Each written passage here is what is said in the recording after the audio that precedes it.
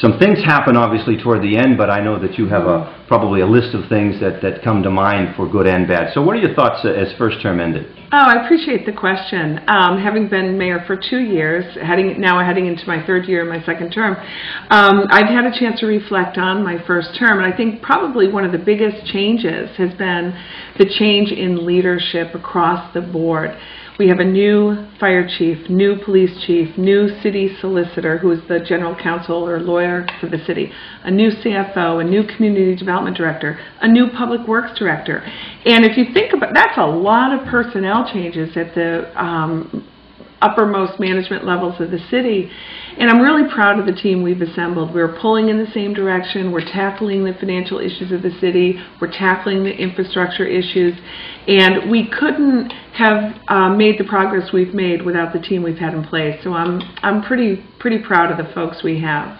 One of the things the public noticed over the years is sometimes there's been a problem with communication. Now, with all these new people that you have on board, has the communication improved?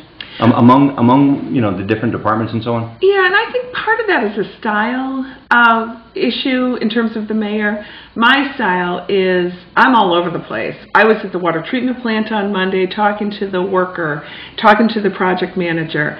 I pick up the phone, I call the engineer and say, how was that meeting you had at DEP?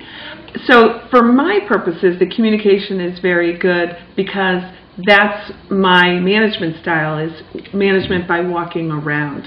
If you're a mayor that sort of sits back and waits for the information to flow to you, it may not flow to you. And I think maybe that might have been the case a little bit in the past. And then I try then to be the voice, and I write a weekly column, and I'm happy to be on this broadcast. And I try to make myself available through neighborhood meetings, state of the city addresses, state of the infrastructure addresses, and carry forward all that information that's happening within the departments out of the mayor's office to the community. Before we get to hot button topics, I have to ask you now, the recent and current senatorial election in Massachusetts, how does that affect Gloucester, or how will it affect Gloucester? Well, it was, I have never endorsed a candidate before. And I did so sort of reluctantly, and I'm not sure I would ever do it again.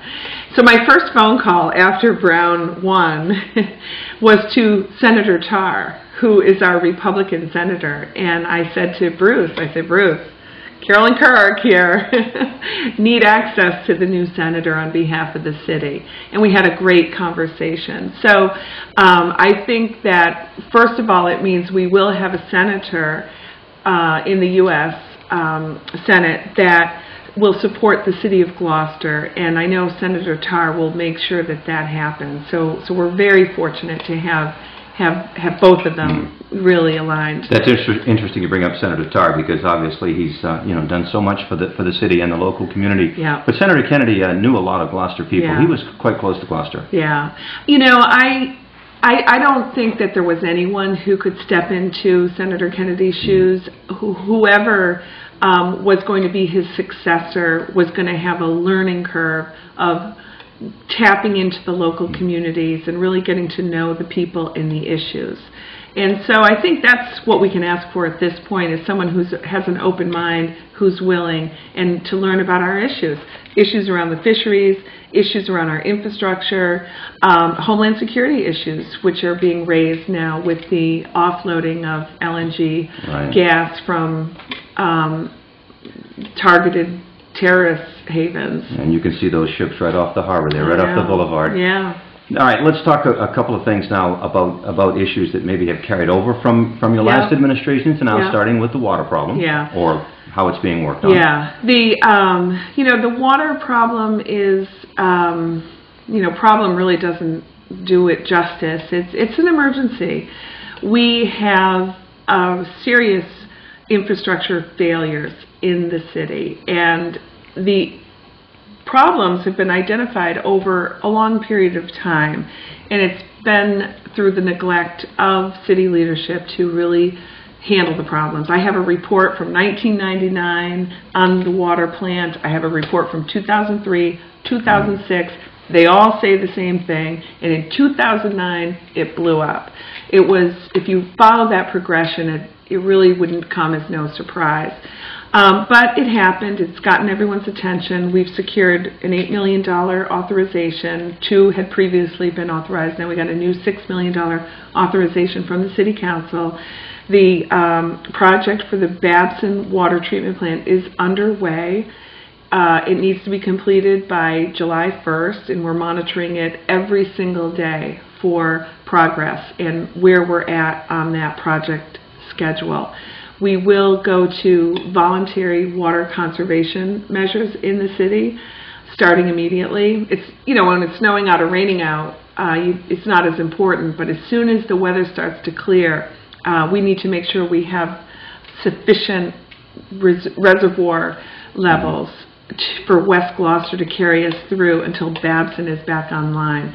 We will not be watering the high school field this spring. We will not be watering the Little League fields, the soccer fields, under a voluntary restriction.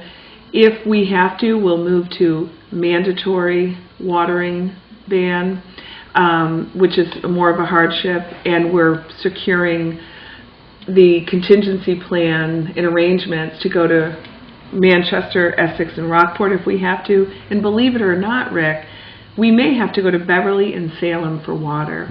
So the more we keep those water levels up, the less chance we have of running into a real emergency down the road. But it's still an ongoing issue than a major issue, obviously. Oh, it's an ongoing issue. It's a major issue. I spend probably 50% of my time on it. 3 o'clock, I have a water meeting right after you. All right, then let me get to the next couple of questions, and I'll leave it up the rest for you. Charter school. Yeah. I don't really have a question. I just want to see a reaction. That has been really something to read about. Has it not all been said on the charter school? Here's the thing. There's 2 pieces of this issue. One is the financial situation and the way that charter schools in Massachusetts are funded. When all is said and done, this charter school will draw 1/3 of our state aid and put it towards 7% of our students.